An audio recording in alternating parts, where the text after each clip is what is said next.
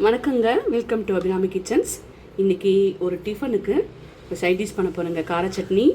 அதுக்கு தேவையான பொருட்கள் என்ன பார்க்கலாமா? ஒரு வெங்காயம் எடுத்துருக்குங்க, 2 தக்காளி, ஒரு 7 காஞ்ச மிளகா, ஒரு 5 பல்லு பூண்டு, தேவையான உப்பு, கொஞ்சமாக புளிங்க. வாங்க இப்போ ட்ரெடிஷ்னலாக தாங்க பண்ண போகிறோம். அதுக்கு பாருங்கள், வரலாதாங்க அரைக்க போகிறோம்.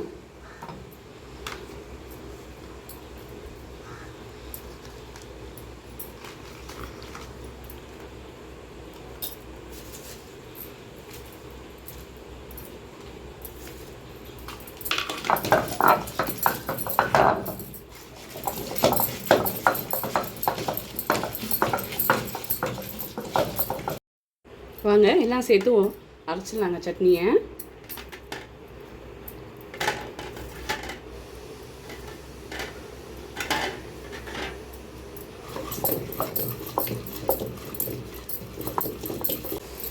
பத்து நிமிஷத்தில் கார சட்னி ரெடி ஆகிடுச்சுங்க.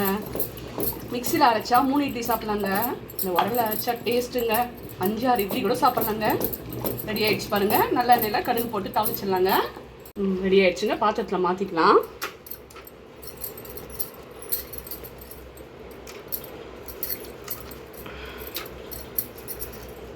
பாருங்கள், இவ்வளோ சூப்பராக கம்மன்னு வாசனையாக இருக்குங்க.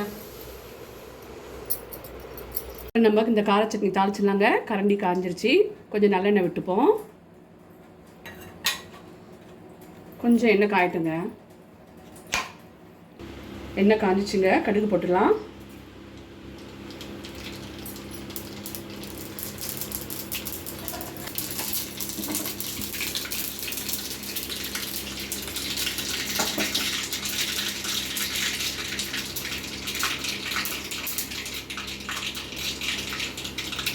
கடுகு ரெடியாகி வச்சிருச்சுங்க.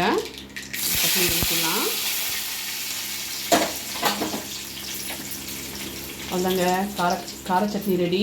உங்களுக்கு ட்ரெடிஷ்னலாக அது மாதிரி வேணும் அப்படின்னா மிக்சிலேயே போட்டுட்ருக்குங்க. இது மாதிரி டேஸ்டியாக வேணும்னா உரலை அரைச்சி இது மாதிரி சாப்பிடுங்க. இட்லிக்கு சூப்பராக இருக்குங்க. இட்லி தோசைக்கெலாம் சூப்பராக இருக்குங்க. ஆந்திரா கார சட்னி மாதிரி டேஸ்ட்டில் இருக்குங்க.